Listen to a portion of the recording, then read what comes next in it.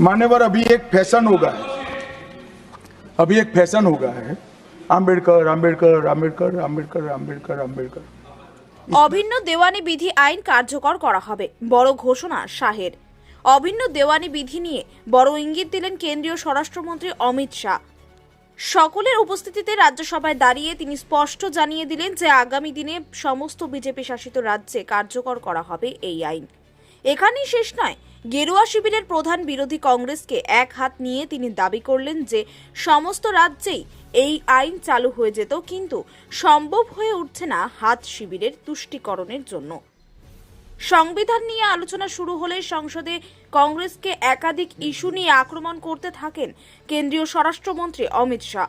তিনি বলেন, দল এবং তোষণের স্বার্থে 55 বছরে 77 বার সংবিধান সংশোধন করেছে কংগ্রেস। এই তোষণের রাজনীতির সূত্রপাত হয়েছে নেহেরুর অভিন্ন দেওয়ানি বিধি চালু না করে মুসলিম পার্সোনাল ল এবং হিন্দু কোড বিল পেশ করা থেকে। এরপরই কংগ্রেসকে প্রশ্ন ছোড়েন কেন্দ্রীয় স্বরাষ্ট্রমন্ত্রী অমিত শাহ। জিজ্ঞেস করেন, কেন দুই বিধান হবে এক দেশে? দেশ যখন ধর্মনিরপেক্ষ তখন কেন ধর্মীয় আইন?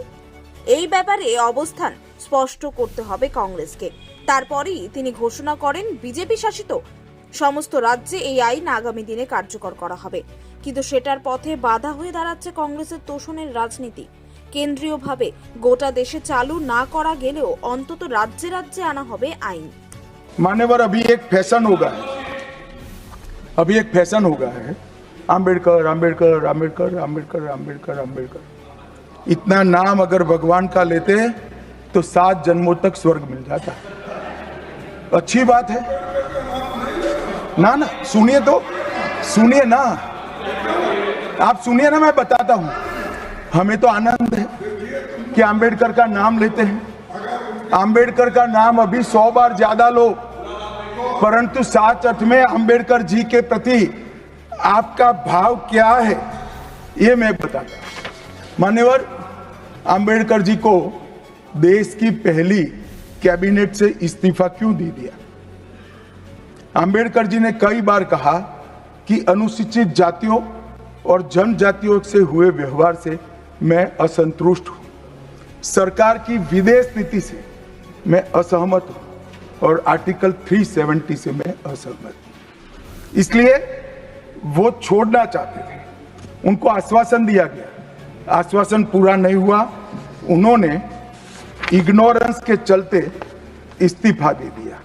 और एक श्री BC रॉय ने पत्र लिखा कि आम्बेडकर और राजा जी जैसे 2 महानुभाव मंत्रिमंडल छोड़ेंगे तो क्या होगा।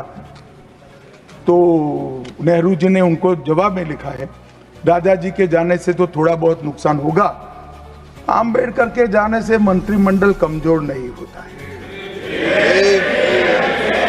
मान्यवर, ये विचार जो खड़गे जी कह रहे हैं ना, क्या आपत्ति है? जिसका विरोध करते हो उसका वोट के लिए नाम देना कितना उचित है?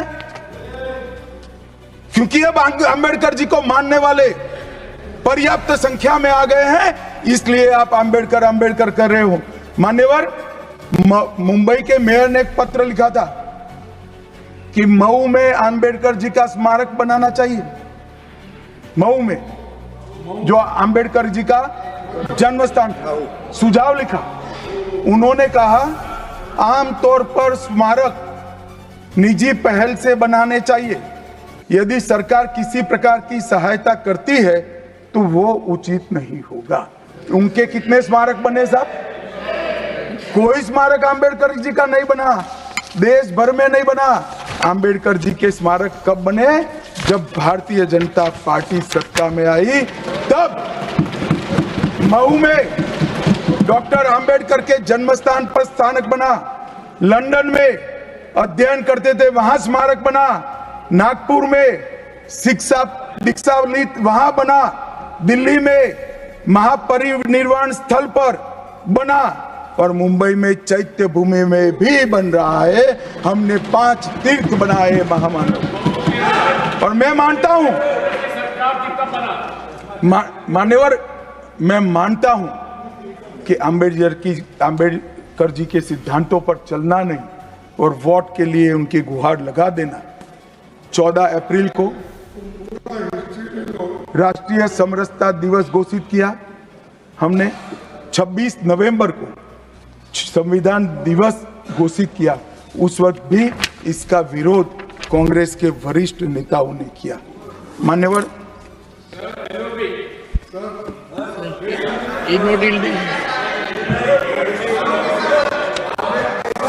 मान्यवर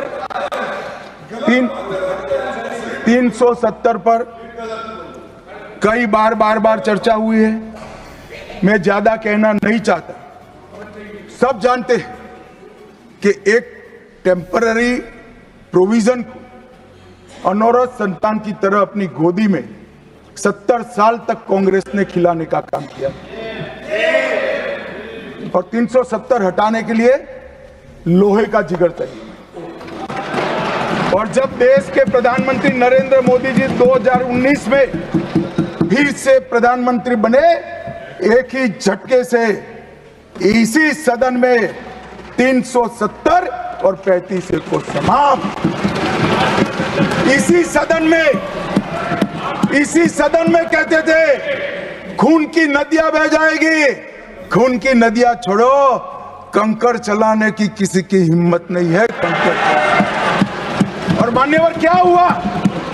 इसके बाद क्या हुआ? 35,000 पंचायत के सदस्य आजादी के बाद पहली बार चुनकर आए। 2 करोड़ 11 लाख एक वर्ष में पर्यटक आए। पत्थरबाजी शून्य हो गई। आतंकवादी घटना 92% कम हो गई। एरिया डोमिनेशन बढ़ा। 33 साल के बाद घाटी में थिएटर में रात्रि का शो चल रहा है। 34 साल के बाद ताजिया का जुलूस निकला। पहाड़ी, गुर्जर, बकरवाल और वाल्मीकि को आरक्षण मिला और घाटी के हर घर पर हर घर तिरंगा अभियान भी चला। श्रीनगर में फॉर्मूला 4 कार रेसिंग हुई। लाल चौक पर तिरंगा शान से फहरता है और दुनिया का सबसे ऊंचा रेलवे आर्च ब्रिज आज चिनाब नदी पर बन रहा है। सबसे बड़ी लंबी ट्रांसपोर्टेशन टनल फिर पंजाल में बनी और निर्यात रैंकिंग में अपना कश्मीर सभी यूटी में नंबर 1 पर निर्यात